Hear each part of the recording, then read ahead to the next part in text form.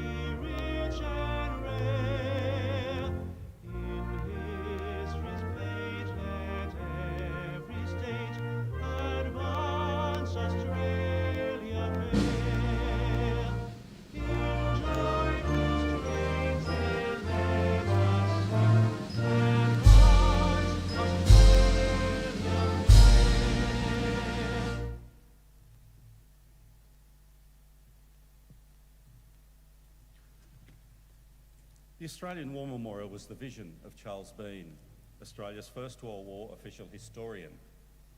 Bean landed with the Australian troops on Gallipoli and stayed with them at the front through to the end of the war. The idea of this national memorial and museum came to him at Pozières, France, in the depths of the bloody fighting of 1916. Bean's idea was that this would be a place where families and friends could mourn their loved ones buried in faraway places. It would also be a place that could help all Australians understand what these men and women had endured and what they had done for us. Bean's vision, to which we remain true, is best expressed as inscribed in the entrance to the memorial's galleries. Here is their spirit in the heart of the land they loved, and here we guard the record which they themselves made. Tonight we'll hear the story behind just one of those on the Roll of Honour, which lists the names of more than 102,000 men and women who have given their lives for us in war and on operations for more than a century. But first we present a lament, Flowers of the Forest. Wreaths and floral tributes will now be laid at the base of the Pool of Reflection.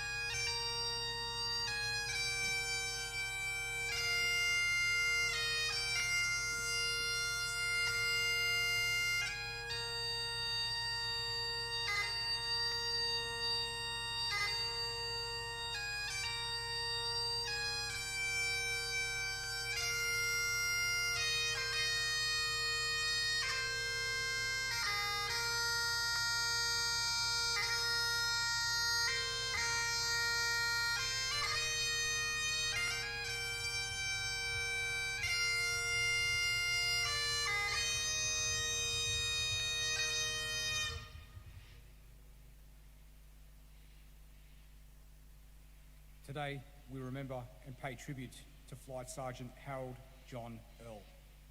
Harold Earl was born on the 6th of November 1920, the son of Harold and Constance Earl of the Sydney suburb of Ryde. Earl attended school in Eastwood and Petersham, and after attaining qualifications in plan printing, worked as a heliographer, a kind of engraver, with the commercial copying company in Martin Place. Earl enlisted in the Royal Australian Air Force on the 22nd of May 1942, and soon began training at bases across New South Wales, Victoria and South Australia. On the 6th of December 1942, while still in training, he married Sheila Page in Sydney. In March 1943, he embarked for continued training and service overseas, first in Canada as part of the Empire Air Training Scheme, and then in Nassau in the Bahamas. Earl was one of thousands of Australian servicemen who trained overseas with the Empire Air Training Scheme, and then joined non-Australian units as part of the wider Allied war effort. He trained as a wireless operator and air gunner, and in July 1943, sailed from the Bahamas for the United Kingdom. Once there, he was attached to number 224 Squadron, Royal Air Force. 224 Squadron was a coastal command squadron which flew consolidated Liberator heavy bombers on anti-submarine patrols across the Atlantic Ocean. They played an important role in protecting Allied shipping. Aerial patrols were difficult work that required the men to take part in exceptionally long missions over the vast tracts of open ocean, constantly on the alert for enemy attack. Not long after joining 224 Squadron, Earl received news that his wife Sheila had given birth to a son, John. Earl and his squadron took part in anti-submarine patrols in the lead up to the D-Day landings in Normandy. Anti-submarine patrols protected Allied troops and supplies being shipped to Britain and France to support the war effort. On the 7th of June 1944, one day after the D-Day landings, Earl was serving as a wireless operator aboard Liberator Bravo Zulu 915 on an anti-submarine sortie over the English Channel. The aircraft took off from the base at St. Avold, Cornwall, shortly after midnight. Shortly after 2 a.m, Allied authorities received news from the aircraft that it was engaging the enemy near Nichon, an island off the coast of France. The aircraft and its crew of 10 Australians and British airmen were never heard of again. The aircraft and its crew were relatedly officially presumed lost at sea. Earl was 23 years old, survived by his young wife Sheila and his 7-month-old son John. Earl's name is listed on the Rudymead Memorial in Surrey, England, which commemorates more than 20,000 Allied airmen and airwomen who lost their lives in the Second World War and have no known grave.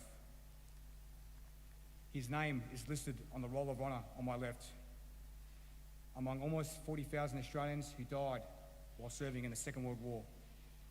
A photograph of his name is listed on the rudimentary memorial and is displayed today beside the pool of affection.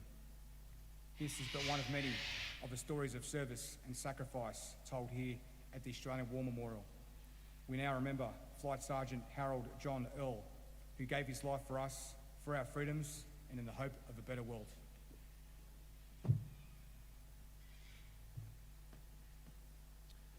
Please stand and remove your hats for the reading of the ode and the sounding of the last post.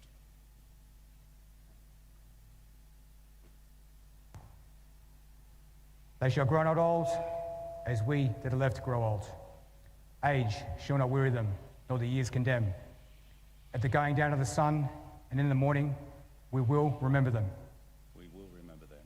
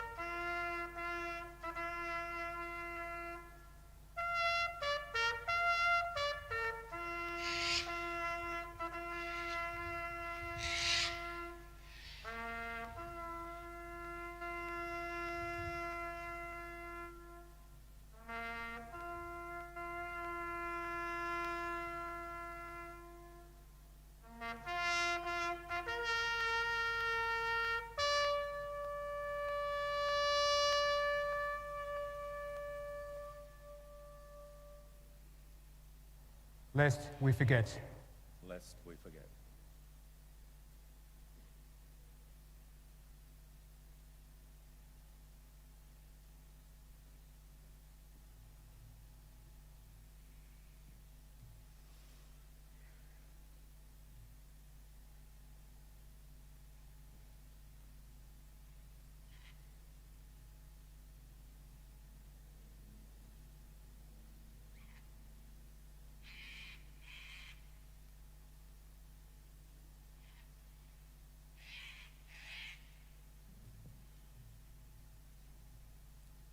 We leave you this evening with the words of the memorial's founder, Charles Bean.